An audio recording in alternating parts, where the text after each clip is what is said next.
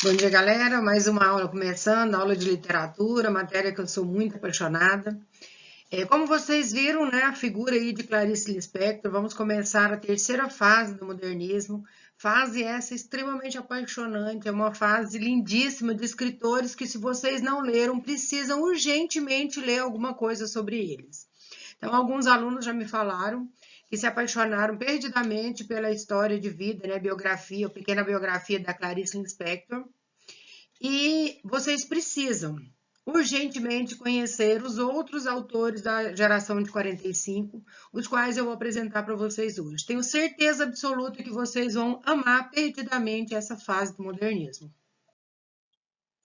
A geração de 45, ou a terceira geração modernista, como ela é conhecida, ela desenvolveu temáticas e estéticas bem diferentes das anteriores.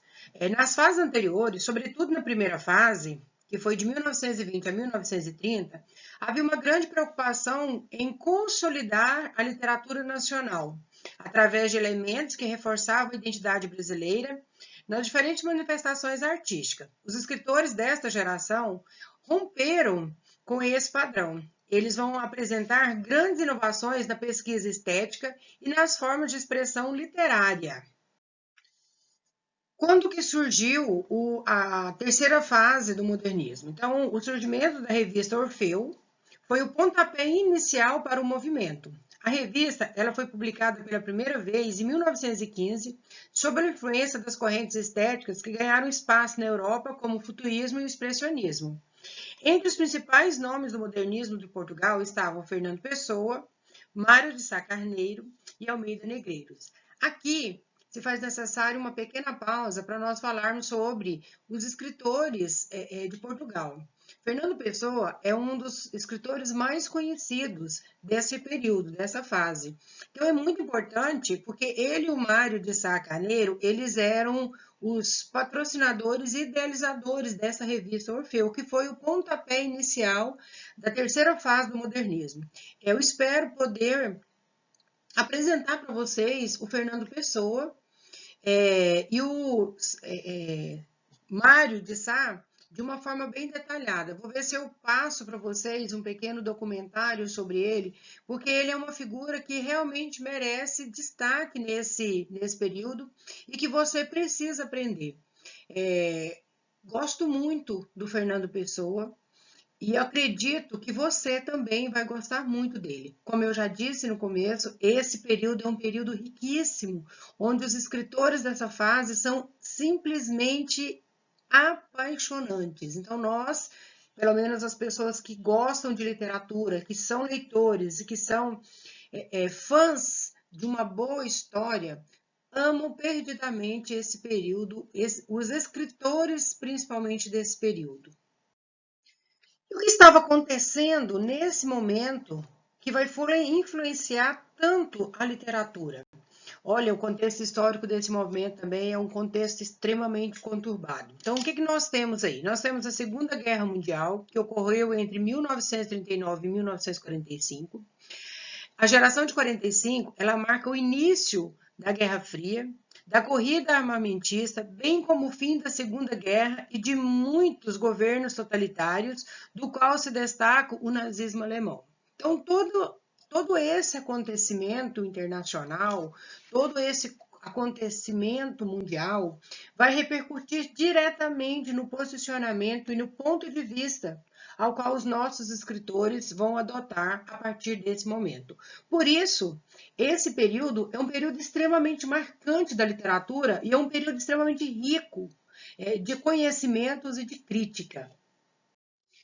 No Brasil, o período foi da redemocratização do país da era Getúlio Vargas. Então, no poder, nessa fase, seria marcada pela repressão, pela censura, pela ditadura, que avançava. O movimento modernistas das artes buscava criticar a sociedade, ao mesmo tempo que se distanciava da arte acadêmica. Então, isso deu lugar ao folclore, ao regionalismo, aos múltiplos subjetivismos, dentre outros. Foi nesse contexto que os escritores da terceira fase modernista criaram suas obras. Então, notem vocês que o mundo passa por uma transformação muito grande. O mundo, Guerra Fria, final da Segunda Guerra Mundial, nazismo, todas essas confusões, todos esses contextos, eles vão de encontro com o que está acontecendo no Brasil. Então, no Brasil, nós temos a Era Vargas. Essa Era Vargas, ela vai ter repressão, censura, ditadura, a pessoa sendo presa, exiladas, e as artes, elas criticavam a sociedade. Agora, elas vão distanciar ainda mais das academias, então elas vão deixar de ter aquele viés acadêmico para ter mais uma voz crítica social. Então isso vai surgir muito folclore, o regionalismo, o subjetivismo, que é uma linguagem muito utilizada pelos escritores da terceira fase do modernismo. O modernismo, ele foi um movimento artístico e cultural e ele surgiu no século XIX. No Brasil, ele inicia com a Semana de Arte Moderna em 1922. E como ele é um período muito longo e abrange diversos autores e estilos diferentes, ele foi dividido em 3 fases. Então, a divisão do período em 3 fases é porque tem muitos autores e muitos estilos diferentes. Então, a primeira fase, ela é conhecida como a fase heróica, e ela vai de 1922 a 1930, e ela é marcada pelo radicalismo inspirado nas vanguardas europeias. Já a segunda fase modernista, que vai de 1930 a 1945, essa fase é conhecida como a fase de consolidação. O movimento foi marcado pelo nacionalismo e regionalismo, com predomínio da prosa de ficção. E a última, a terceira fase modernista, que é a que nós estamos estudando agora, é chamada de fase pós-moderna, né? Vai de 1945 a 1980. Por isso, vem trazendo rupturas entre a primeira e a segunda fase. Por ela já trazer um traço pós-moderno, ela provoca essa ruptura, esse distanciamento da literatura da primeira e da segunda fase. Assim, fica claro para nós, né, que a ideia inicial difundida pelos modernistas de 22, ela estava sofrendo muitas mudanças com o passar do tempo. De tal modo que a geração de 45, essa geração, a terceira fase, ela reuniu artistas preocupados em buscar uma nova expressão literária por meio de experimentação e inovação estética, temáticas e linguística. É uma geração extremamente crítica e criativa. Os escritores da geração de 45, eles estão muito preocupados com a palavra e a forma. Então, João Cabral e o Guimarães Rosa, eles vão trabalhar muito nas suas obras a preocupação que eles têm com as palavras e com a forma. Como isso vai ser escrito, como é que eles vão retomar isso. E a Clarice vai ficar com os assuntos relacionados essencialmente aos seres humanos. Como isso vai aparecer na obra dela? Vai aparecer estraçalhado, vai aparecer bem claro para vocês as mazelas por que passa o ser humano. A Clarice vai beber na fonte de Kafka, onde ela vai colocar coisas semelhantes à metamorfose. Então, tem um livro dela, uma passagem, que não fala como Kafka, que pega uma pessoa e se transforma, metamorfose, sofre uma metamorfose se transformando em um inseto. A Clarice, muito pelo contrário, para que ela supere o seu medo, sua personagem vai experimentar a barata. Então, ela pisa na barata, a barata se abre, e aí ela vai falar do líquido que escorre, da cor, do gosto, né, que ela passou. Então, ela vai passar por essa miudeza, né? Ela vai destrinchar com sabedoria esse lado pecaminoso do ser humano. Nesse momento agora, é interessante fazermos um pequeno resumo para nós entendermos, fixarmos o que realmente foi passado até agora. Porque nesse período, tanto a prosa quanto a poesia foram explorados nesse período. No entanto, de maneira mais intimista, regionalista e urbana. Mas o que significa isso? Significa que a geração agora, ele vai trazer uma crítica social mais acerbada que as outras duas. Ele vai trazer uma regionalidade muito maior. Então, olha, a geração de 1945, a terceira geração moderna, ela é caracterizada por equilíbrio e seriedade. Ela volta ao soneto, odes, decassílabos, redondilho e maior, coisa que as outras duas gerações elas não usavam mais. Lembra que eu falei para vocês que os versos livres, a ausência de rimas, os versos brancos, eles estavam muito na moda nas poesias. Agora, nessa geração, eles voltam ao soneto, às odes, aos versos decassílabos, aos redondilhos maiores, dentro da sua poesia. Símbolos, né? Eles vão usar muito símbolo, muita imagem, uma linguagem muito metafórica. Vocês vão descobrir que os nossos escritores desse período, eles vão criar muito neologismo, então eles vão inventar muitas palavras. Então, muitas palavras elas vão ser criadas dentro dessa corrente literária agora. A prosa. Então, o que nós temos na prosa? Uma sondagem psicológica, uma busca da literatura intimista, introspectiva, regionalista, recria os costumes e a fala sertaneja, eterna luta entre o bem e o mal, Deus e o diabo. Então, ele vai aparecer constantemente essas antíteses dentro de suas obras, né? Uma busca muito grande por Deus, um antagonismo, uma guerra infinita entre o bem e o mal, o Deus e o diabo. E na poesia, opõe a inovação da primeira geração, porque ela nega a liberdade formal, ela usa muita ironias, sátira, a poesia está voltada aos parnasianos e aos simbolistas. Tudo que a geração anterior criticou, agora eles vão beber nessa fonte, então eles vão buscar inspirações nessa fonte. Agora, eu vou passar para vocês um pequeno documentário que fala sobre Grande Sertão Vereda, de Guimarães Rosa.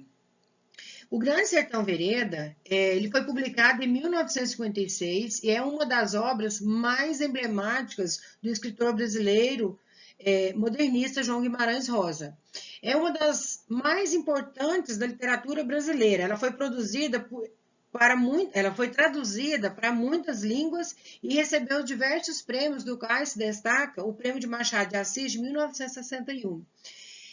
Guimarães Rosa, ele foi o autor da obra e ele nasceu em Minas Gerais, médico, diplomata e escritor, sendo também um grande estudioso da cultura popular brasileira. Ele apresenta um dos mais proeminentes escritores da terceira fase modernista no Brasil. Por meio de uma linguagem coloquial, regionalista e original, a história do romance acontece em Goiás e nos sertões de Minas Gerais e Bahia. A obra retrata as aventuras e peripécias do ex-jagunço Riobaldo e de seu grande amor de Adorim.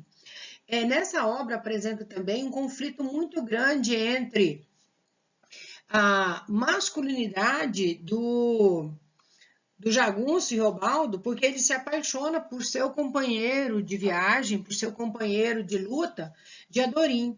Só que o de Adorim é uma mulher disfarçada de jagunço, então ela quer trabalhar, ela quer lutar, ela quer ir para os campos, e para ela conseguir espaço, ela se veste de homem.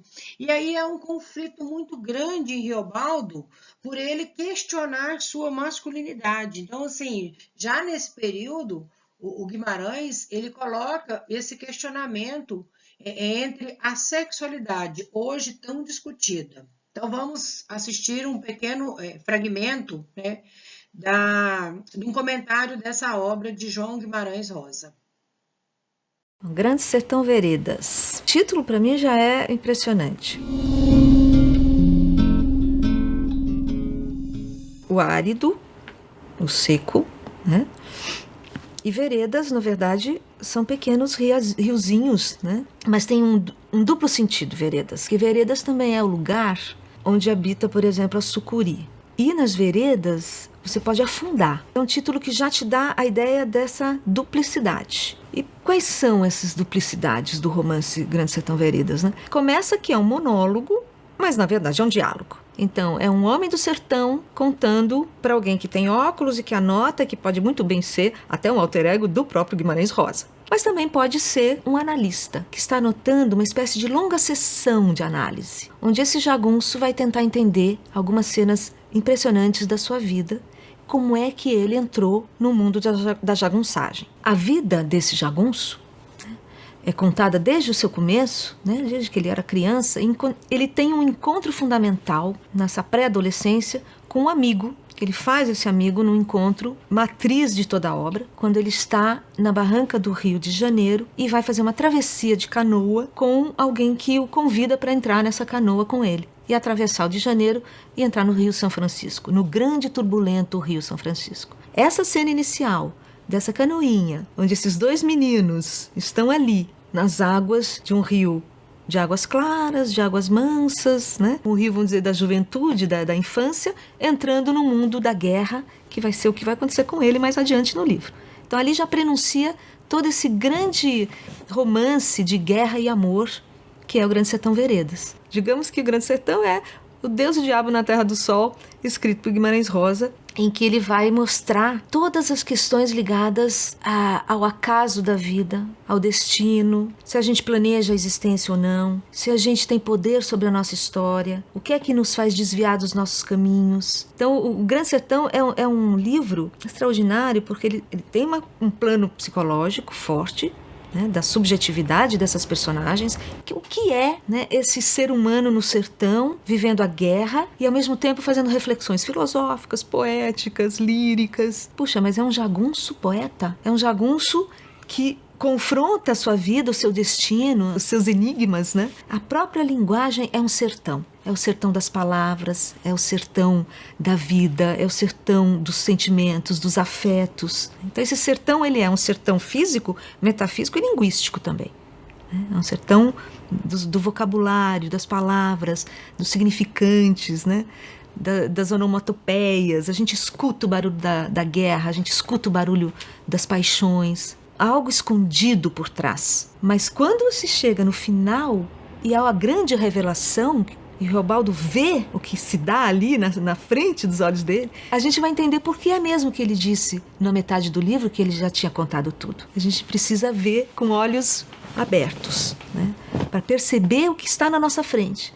Então é um livro incrível, né, porque é um livro que trabalha o mito do Fausto, né, antigo na literatura, né, da venda da alma ao diabo. Há um outro mito, e esse eu não posso contar porque senão você revela o fim. E há justamente essa ideia de que talvez exista uma história já escrita e que nós atuamos essa história de um oráculo que nos dá, né, a nossa vida, né? Mas eu acho que o mais extraordinário é o modo como ele está narrado. Na literatura, o como é tudo, né? Não é o que. Talvez a proposta do livro seja das mais radicais, que é entender como é que se narra uma vida que se faz exatamente no momento em que ela está sendo narrada. Ela começa a existir para esse sujeito quando ele começa a encaixar as palavras, encontrar nomes para o que ele viveu.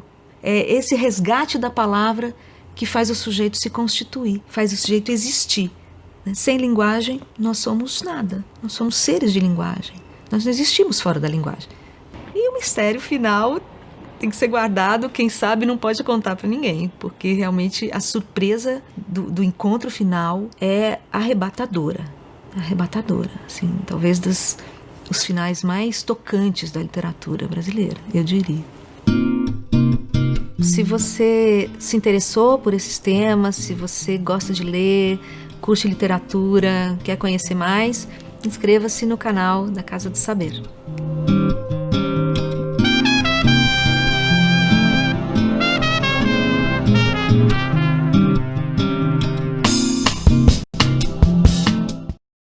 Então, como vocês puderam ver, Grande Sertão Veredas é uma obra extraordinária, não é perfeita. Então, se você não leu, precisa ler, né? Não tem como você passar pelo ensino médio sem ler essa obra do Guimarães Rosa.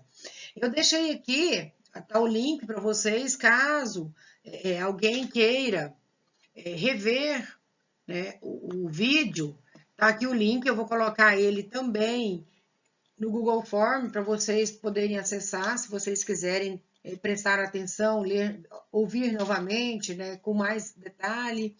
Então, como eu disse para vocês, O Grande Sertão ele foi publicado em 1956, é uma das obras mais emblemáticas do escritor brasileiro modernista João Guimarães Rosa, e é uma das mais importantes para a literatura brasileira. Ela foi traduzida para muitas línguas, porque é uma obra extremamente conhecida do Guimarães. E em 1961, como eu também já disse, ele recebeu o Prêmio Machado de Assis, que é um dos prêmios mais importantes para a literatura brasileira. Assim, chegamos ao fim da nossa aula. Espero que vocês tenham gostado, que aproveitem o tempo agora, vão dar uma pesquisada nessa fase, nos seus principais autores, vão se aprofundar, porque esses autores dessa fase, eles costumam despencar nas redações, nos textos, nas interpretações, nas questões, e envolve outras disciplinas. Então, o Enem ama perdidamente essa fase e esses escritores. Então, na próxima aula, vou apresentar para vocês o João Guimarães Rosa, que hoje nós só vimos um pequeno fragmento da sua obra e o quão grandiosa ela é. Né? Qual é a importância desse escritor para a terceira fase modernista e para o Brasil? E assim como João Cabral de Melo Neto. Eu vou apresentar para vocês uma das mais belas obras de João Cabral de Melo Neto, que é Morte e Vida Severina, quiçá um hino nordestino. Então, assim, é um livro, uma obra extremamente importante para essa fase. Eu espero ter contagiado vocês com a minha paixão por essa fase. Espero que vocês estejam abertos a ir pesquisar sobre essa literatura tão encantadora. De agora para frente, a literatura ela vai pegar você de jeito ou não. Se você já é um grande amante da literatura, vai começar agora a se deliciar com as nossas próximas aulas. Um beijo grande e até o próximo encontro.